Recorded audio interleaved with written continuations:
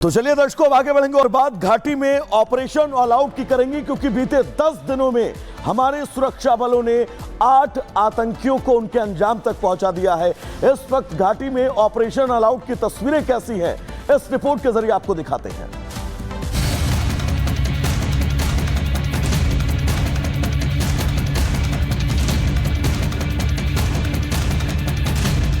पिछले कुछ दिनों से जम्मू कश्मीर में आतंकी घटनाएं बढ़ चुकी हैं। पाक परस्त आतंकी बार बार घाटी को दहलाने की कोशिश कर रहे हैं, लेकिन सुरक्षा बल बार बार उनके नापाक मंसूबों पर पानी फेर रहे हैं। आतंक पर लगाम लगाने के लिए सेना के जवानों की लगातार घाटी और बॉर्डर एरिया पर सघन चेकिंग जारी है। चप्पे चप्पे पर नजर रखी जा रही है।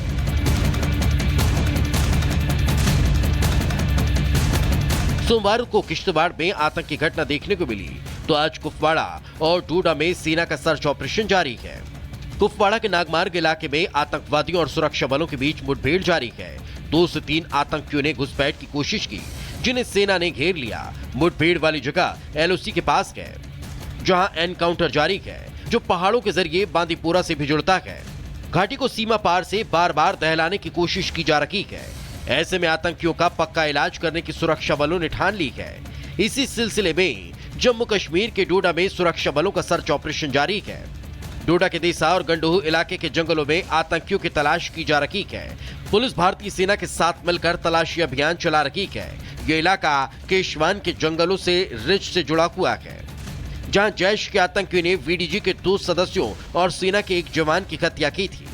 इससे पहले सोमवार को किश्तवाड़ में आतंकी घटना देखने को मिली थी। सेना ने जंगलों में सघन तलाशी अभियान चलाया। स्नाइपर्स, रॉकेट लॉन्चर के साथ जवान तैनात दिखे, जिन्होंने जैश के 3 से 4 आतंकियों को घेर लिया। सेना का दावा था कि ये वही आतंकी थे जिन्होंने 9 नवंबर को 2 वीडीजे सदस्यों की हत्या की थी, तो वहीं रविवार को पैराट्रूपर नायब सूबेदार की हत्या कर दी थी। सेना ने घाटी में ऑपरेशन ऑल आउट के तहत आतंकियों को साफ करने का अभियान तेज कर दिया है। अगर सिर्फ नवंबर की बात करें तो बीते 10 दिन में अब तक 8 आतंकी ढेर हो चुके हैं। 2 नवंबर को अनंतनाग में 2 आतंकी ढेर हुए, तो वहीं श्रीनगर में 3 नवंबर को 1 आतंकी का सफाया हुआ।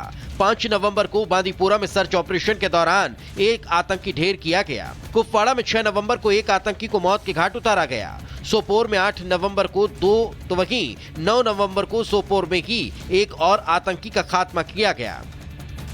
आंकड़ों से साफ है कि अगर आतंकी घाटी को दहलाने की कोशिश करेंगे, तो देश की रक्षा में तैनात भारत माता के लाल ऐसे ही उनके खून से होली खेलेंगे और जम्मू कश्मीर से उनका सफाया कर देंगे।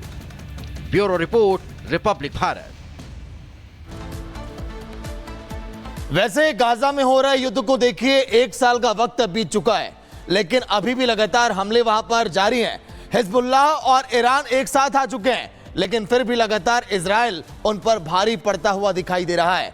लेकिन मुस्लिम देशों का एकजुट होना आखिर ये किस तरफ इशारा करता है? कहीं ये बड़े युद्ध की आहट तो नहीं है? रिपोर्ट आप देखिए।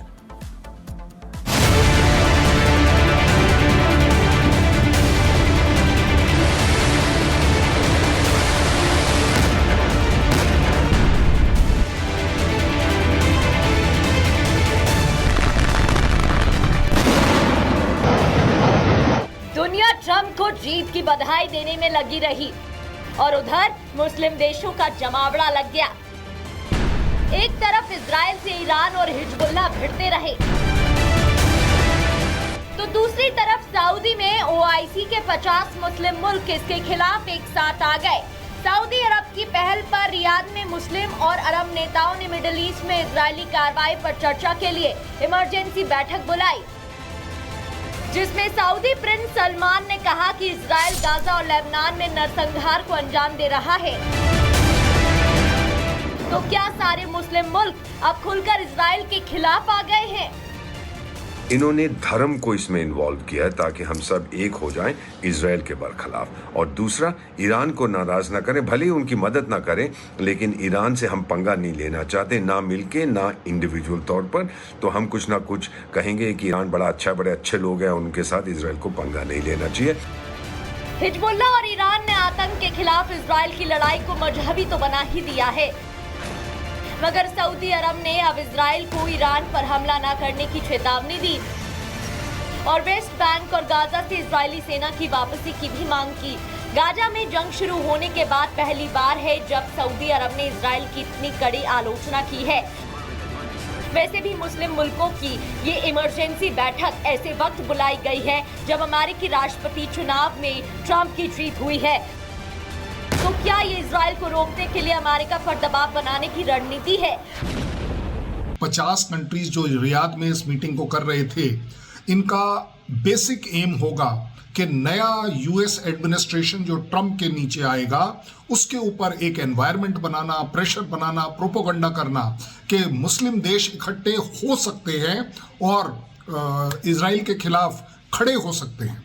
But at the same time ये मेरा भी आकलन है कि वो ईरान के सपोर्ट में खड़े हो पाना उनके लिए इम्पॉसिबल होगा, क्योंकि जिस तरीके से यूएस का इन्फ्लुएंस उन कंट्रीज के ऊपर है, उन कंट्रीज की अपनी खुद की तरक्की उनके लिए इम्पोर्टेंट है। वो कभी नहीं चाहेंगे कि ईरान के साथ मिलकर किसी भी तरह की लड़ाई करें। पिछले साल भी 11 नवंबर को रियाद में शिखर सम्मेलन हुआ था। तब भी मुस्लिम देशों ने एकजुट होने और इजरायल पर प्रतिबंध लगाने की मांग की थी, लेकिन एक साल में बातों के सिवा हुआ कुछ नहीं। Bureau report, Republic Bharat. तो दर्शकों, वक्फ संशोधन बिल अभी पाइपलाइन में है, लेकिन इसको लेकर विरोध लगातार जारी है। दिल्ली में मुस्लिम कॉन्फ्रेंस बुलाएगी और इस कॉन्फ्रेंस में पूर्व राज्यसभा सांसद मोहम्मद अदीब ने जो कहा वो आपको सुनना बहुत जरूरी है। इस रिपोर्ट के जरिए आपको बताते हैं।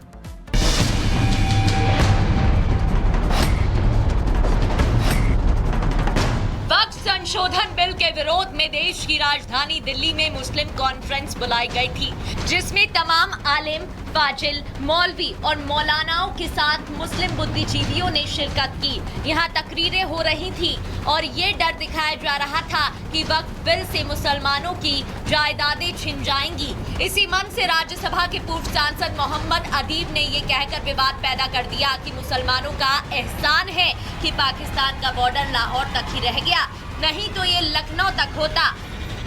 हम मानते हैं जो पाकिस्तान गए वो महाजिर हो गए, अपनी जिंदगियां बना ली, लेकिन हमने तो अपना खून बांटा था, हमने तो जिना को मना किया था और उनको ठुकराया था, हमने लियाकत अली खां को नहीं माना था, हमने नेहरू और गांधी और आजाद को माना था, अपने खून को बांटा था। अगर हम जिना के साथ जाते और अगर उस वक्त हम सब मुसलमान जिना के साथ जाते, ये एहसान तो हमारा हुकूमत को मानना चाहिए, तो फिर पाकिस्तान लाहौर तक नहीं लखनऊ तक बनता। जिस मंच पर ऐसी बात कही जा रही थी, वहां खालिद, सैफुल्लाह रहमानी, फजलुर रहीम जैसे बड़े बड़े मुस्लिम स्कॉलर और all India Muslim personal law board के पदाधिकारी बैठे थे, लेकिन किसी ने मोहम्मद अदीब को नहीं टोका। हमको लिंच किया गया, हम पे फसाद हुए, हमारे घरों पे बुलडोजर चले, हम इसलिए नहीं बोले कि मेरा घर तो महफूज है, क्योंकि हम अपनी जिंदगी के लिए जीते हैं। बीजेपी सांसद रविशंकर प्रसाद ने मोहम्मद अदीब के विवादित बयान को दुर्भाग्यपूर्ण बताते हुए उनके खिलाफ केस दर्ज करने की मांग की। अखिलेश यादव आजकल आप एकता का पोस्टर लगवा रहे हैं, आपके पूर्व सांसद ने क्या कहा है, क्या कहना है आपको? और उस अलायंस में राहुल गांधी भी हैं, क्या कहना है आपको? हमें ट्रस्ट करिए, वरना पाकिस्तान लखनऊ तक होता। मतलब ये है इनकी सोच।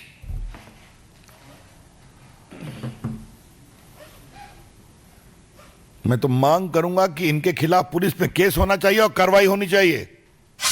विश्व हिंदू परिषद का कहना है कि कांग्रेस पार्टी की हिंदू विरोधी नीतियों से आज ऐसे हालात हुए हैं। को स्पष्ट रूप से बता देना चाहता हूं, ये 1947 नहीं है। आज हिंदू संगठित हो चुका है।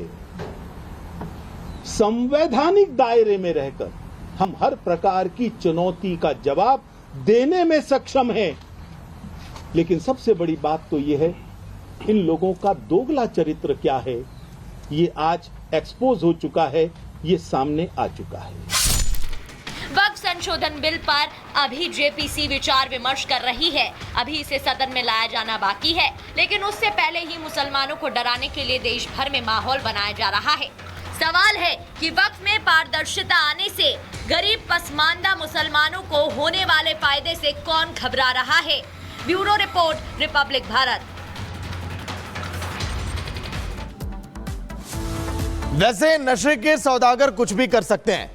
एक युवक जो कि ग्रेटर नोएडा में 10वीं मंजिल पर गमले में कैसे गांजा उगाता था, वो तस्वीर हम आपको दिखाएंगे, क्योंकि उसने वेब सीरीज के माध्यम से सीखा कि आखिर कैसे गांजे की सप्लाई करनी है। नारकोटिक्स की टीम को ये बड़ी कामयाबी हाथ लगी है। रिपोर्ट आप देखिए।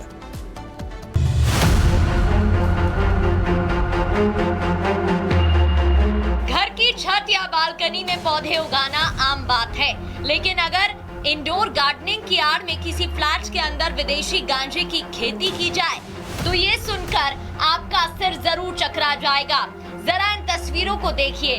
गमले में लगे ये प्लांट खूबसूरती के लिए नहीं है, बल्कि ये पौधे प्रीमियम गांजे के हैं। जी हाँ, ग्रेटर नोएडा में किसान ने अपने फ्लैट के अंदर ही विदेशों में मिलने वाला गांजा उगा डाला। सोसाइटी में एक शख्स फ्लैट के अंदर हाईटेक तरीके से गांजे की खेती करते हुए पकड़ा गया।